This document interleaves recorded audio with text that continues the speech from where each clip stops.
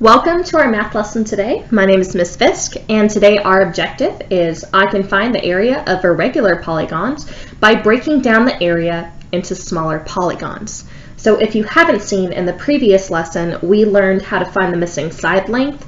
We will be using that skill here today. Before we start though, I have a quick review. There are two formulas that you will need to know today. The first one is the area of a rectangle or square, and that area is length times width, or you might see it as L times W, which we know when two variables are next to each other, they are multiplying.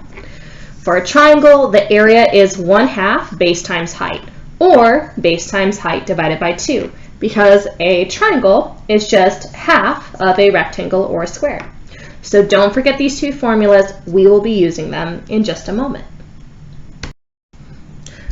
Okay, so for our first example, we are given an irregular polygon.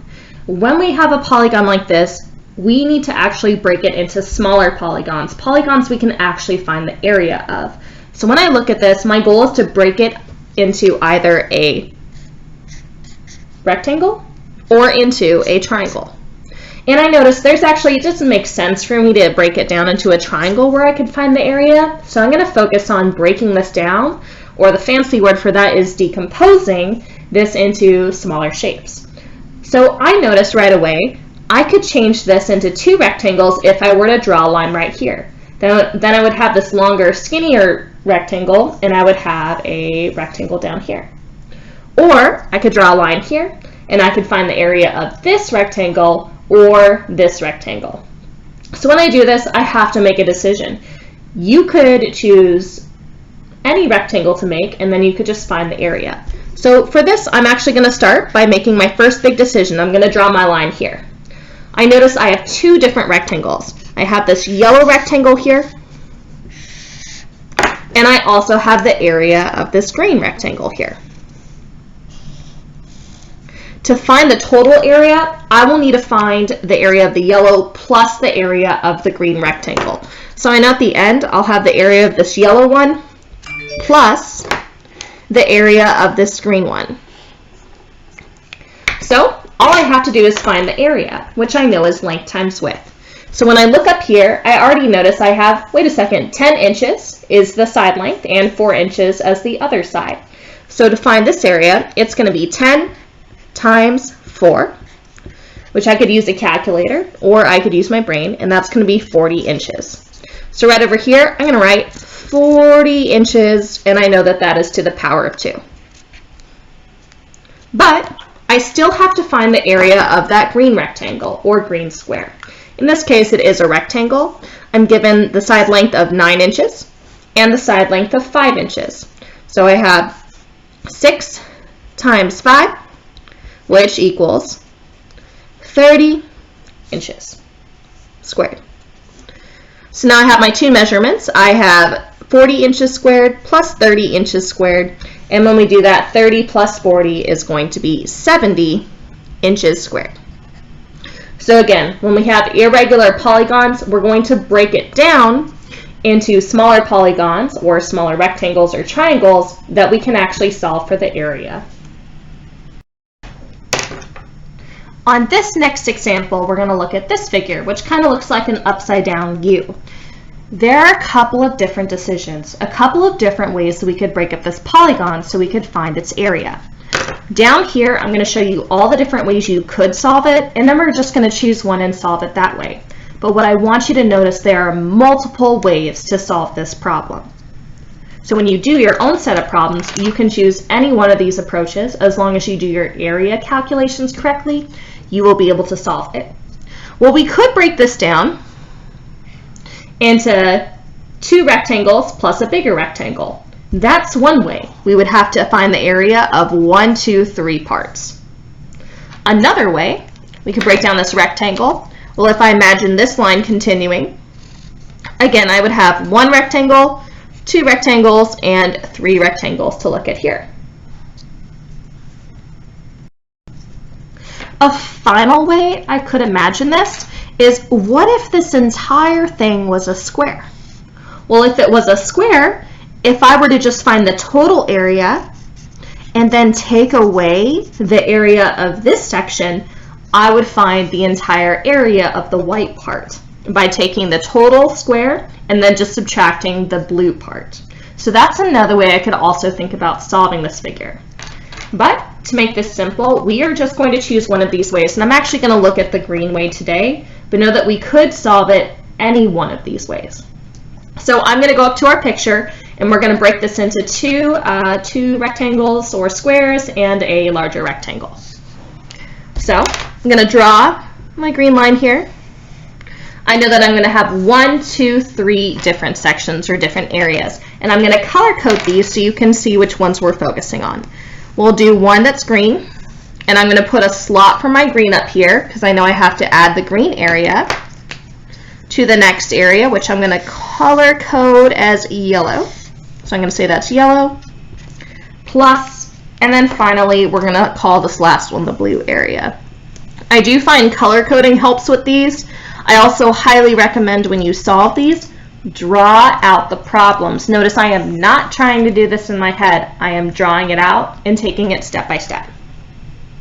So when I look at this, I'm going to just start, I could start at any one of these, but just for my sake, I'm going to start with the green rectangle. So I need to find the area of the green rectangle. I know I'm looking for 2 side lengths, and I notice I'm given my length right here, which is 5 centimeters, and I'm given my width. I know that 2 centimeters times 5 centimeters is going to give me the area of 10 centimeters squared. So right up here where I have green, 10 centimeters squared. Okay, I'm done with the green. I sometimes like to give myself a check mark so I know I've done that square.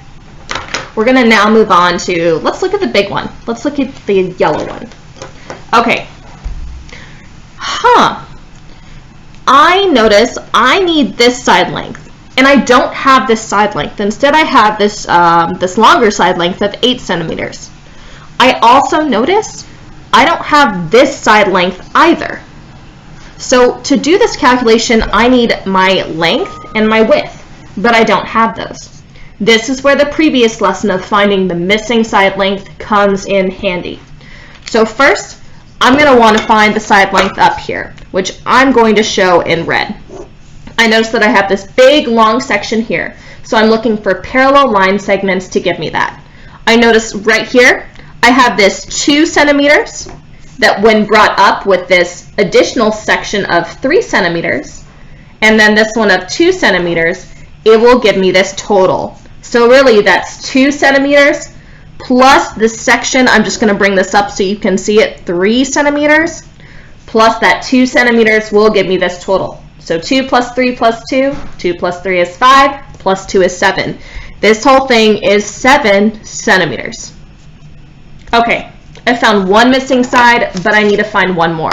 I need to find this section right here. That's my next question mark. I know I'm given this total part. This is 8 centimeters, but I'm trying to find this. So I'm looking, I have this total, I'm looking for a parallel segment. Well, wait a second. Take a look here at this one. This is 5 centimeters. If I look, and I'm going to shift this over so you can see, I have this one I don't know, next to this one I do know, which is 5, and this has to be the same as 8. So I know that it's really question plus 5 equals 8. That's the same thing as saying 8 take away 5 will give me that missing length. So 8 minus 5, that's going to give me 3. So this distance right here is going to be 3 centimeters. Again, this is where finding the missing side length really comes in handy. Now I know this side length is 7, this side length is 3. I can find the area by doing 7 centimeters times 3 centimeters, which is 21 centimeters squared. All right, I found that section. I'm going to write it up for my yellow. 21 centimeters squared. I have one final one, which is the blue, and I'm already given those measurements. I'm given 5 as my length, 2 centimeters as my width. That's going to be 10 centimeters squared. My final step, I need to add the area of all these shapes that I've decomposed this larger one into. That's 10 plus 21 plus 10. I could use my brain, I could write it out, I could use a calculator. I'm going to write it out this time. 10 plus 21 plus 10. I'll add my 1s, that gives me a 1. I'll add in my 10s place. 1 plus 2 plus 1, that's going to be 41 centimeters squared for the total area. I know this is a big one. We're going to look at one more example for example 3, and then we'll be done with this video. All right, our final example, example 3. We have a little bit of a different polygon happening here. I have to think about what shapes could I break it into. Well, one thing I'm noticing, this almost looks like a triangle, and I know how to find the area of a triangle and the area of a rectangle. So it wouldn't make sense to make a line here because then I'd have some really wonky stuff happening. So I'm going to make my decision. I'm going to break this into a triangle and a rectangle. These are two shapes I know how to find the area of. So for color coding, I'm going to call this one my yellow rectangle, and this one can be my green triangle. I do like to color code. I think it makes things easier to look at and makes more sense. So I'm going to start with the rectangle first. I just find that a little bit easier. I know the area is length times width. So this is going to be that 10 inches times that 3.5 inches. So when I do that, we have 10 times 3.5, which is going to be equal to 35 inches squared.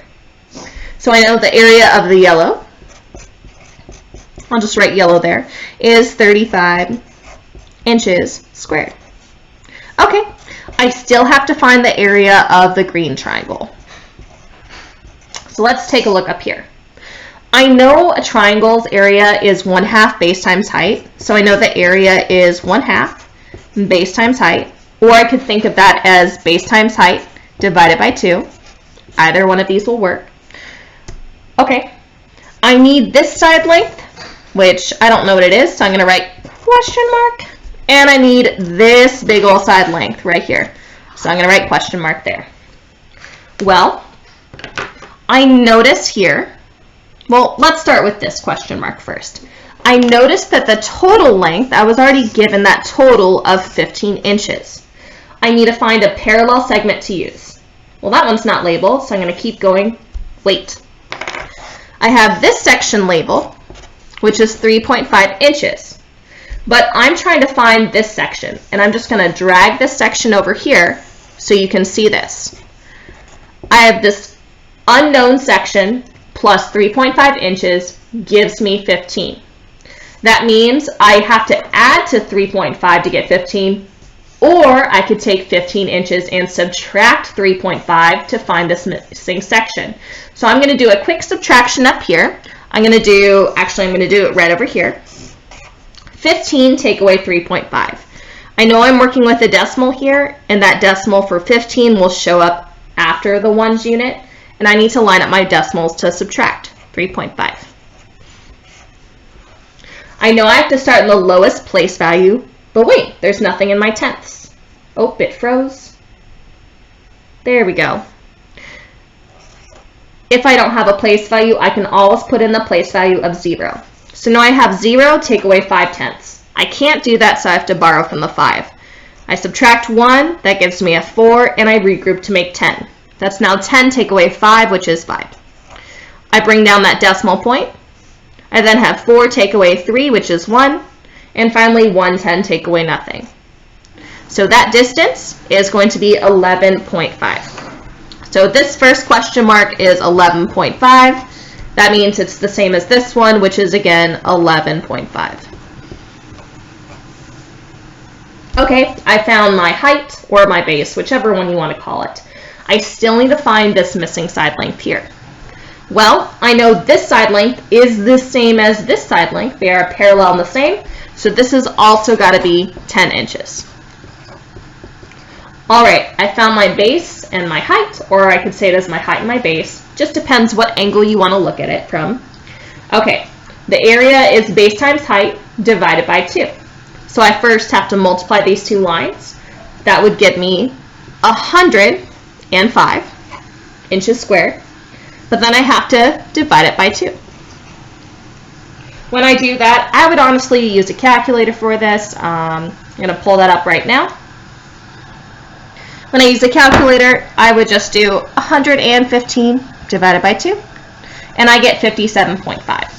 So this total area is 57.5 inches squared.